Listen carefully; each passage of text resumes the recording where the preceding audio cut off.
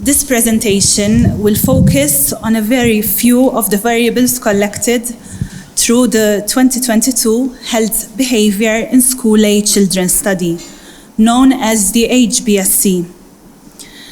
In the field of public health, health behaviors are actions that can directly affect health outcomes. Healthy behaviors lower the risks of conditions, while unhealthy behaviors increase them. Accurate data on health behavior is vital to plan education, policies, and interventions aimed at improving quality of life for persons and communities. The HBSC study looks at adolescents aged 11, 13, and 15, which in Malta translates to Year 7, 9, and 11. This is a period during which rapid development occurs. Health behaviors impact student behavior, socio-emotional well-being, school attendance and participation, and academic performance. Health behavior does not only impact their current health and well-being, but also that of their future. This survey started in 1982 and takes place every 4 years. Malta started participating in 2002. There are now 51 participating countries and states, all of which are within the WHO European region that covers Europe and North America. More than 250,000 adolescents took part in the 2021-2022 survey, with 3,456 students from Malta. Today, we will be focusing on a small portion of variables collected, those mostly closely related to school. We know that schools are key institutions that shape students' well-being, especially since children and adolescents spend a substantial amount of time within the school setting and form key relationships within school. We will therefore be focusing on school satisfaction, school-related pressure, school stress, and teacher and classmate support. Through this research, we sought to know how adolescents feel about their school, how their educational workload impacted their stress, and how they view their school relationships. We also sought to understand how these variables interrelated and whether there were underlying factors that impacted students' interpretation of these variables. So we asked children how they felt about school, because adolescents who enjoyed being in school and experience school as a nurturing and supportive environment are more engaged with school, leading to improved long-term educational outcomes. Liking school has also been identified as a protective factor against health-compromising behaviors. On the other hand, not liking school is associated with health risky behaviors, low self-related health, and increased adverse symptoms. So, in our study in Malta, 1 in 5 participants claimed to dislike school. On a positive side, the proportion of participants who claimed to like school a lot in Malta has been high since we started participating, so higher than the HBSC average, and this time it was the highest. You can see the statistics there. Consistent with previous international HBSC reports, we dichotomize this variable as high, so I like school a lot, and not high, all the rest. A statistically significant difference was observed between school years, with older students being less likely to report liking school a lot. Over half of the Year 7 students reported liking school a lot, but this figure halved to 1/4 by Year 9.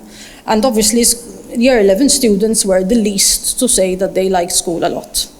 Disaggregating by gender, Year 7 girls were the most likely to report liking school a lot, but in Years 9 and 11, boys were more likely than girls to report liking school a lot. That said, gender differences weren't statistically significant, so school year is a more accurate predictor of liking school. We also asked young people how pressured they felt by the schoolwork. Just under 1/3 of students claim to feel some pressure, and a quarter claim to feel a lot of pressure. So high school pressure can have adverse effects on students' well-being and academic performance. Like other HBSC studies, we dichotomized this variable. So those who said no pressure, little pressure were put together, and those who said some and high pressure were put together. So we had a dichotomous pressured and not pressured by school. So those who are pressured by school added up to 56%. This is within the norm of what Malta's been seeing since 2002, because our average has always fallen between 53 and 65%. So we're right there again. However, this figure is very high, because when compared to the HBSC average, then usually around 1/3 fall within this category. Consistent with past studies, school-related pressure increases with age, and we observed statistically significant differences between pressure and school year, with year 9s twice as likely to report high pressure than year 7s, and year 11s even higher. Again, girls were more likely to report higher pressure than boys, and 15-year-old girls had the highest prevalence of schoolwork pressure. In fact, girls in year 9 were more likely than boys in year 11 to say that they feel pressured by school. So girls are getting pressured earlier than boys. We also asked about school-related stress using a 9-item ASQ, this is adolescent stress questionnaire. This questionnaire is divided in 3 sections, each having 3 items. I'm going to gloss over them because I'm already short for time. Future uncertainty was, so 2 of the 3 variables were among the highest across the 9. And school leisure conflict were the variables with the least amount of stress, so they cause less stress than the other. A significant, when taken all together, the 9, a significant gender difference was observed. Again, girls had higher stress scores, and year 11s had higher stress scores. When compared to school satisfaction, school stress, and there was an association between school stress and high school satisfaction, and also pressure. I'll try to hurry up. We also looked at, I'm going to miss this, so teacher and peer support. We had two scales there. Each scale had 3 variables, and basically students who reported liking school a lot also had higher teacher support scores and lower stress scores as well.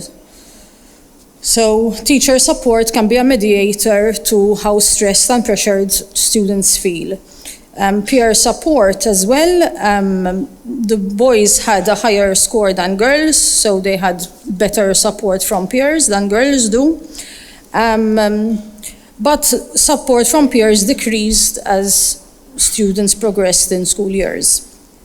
Mean student support scores for those who didn't like school is a lot, so is lower than that who liked school a lot. So those who like school a lot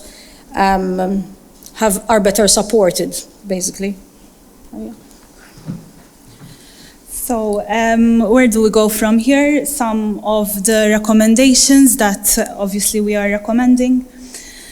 Promoting a balanced approach to education that values not only the academic achievement, but also the emotional well-being. It includes the integration of SEL programs into the school curriculum as a whole school approach.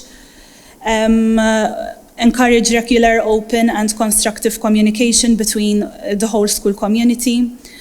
Provide training for parents, families, and staff to raise awareness on the importance of children's and young people's well-being, their social and emotional development, emotion regulation, and also how to support children and young people within this regard. We reduce stigma. It's key as well. We recognize that girls appear to experience higher school pressure and stress levels.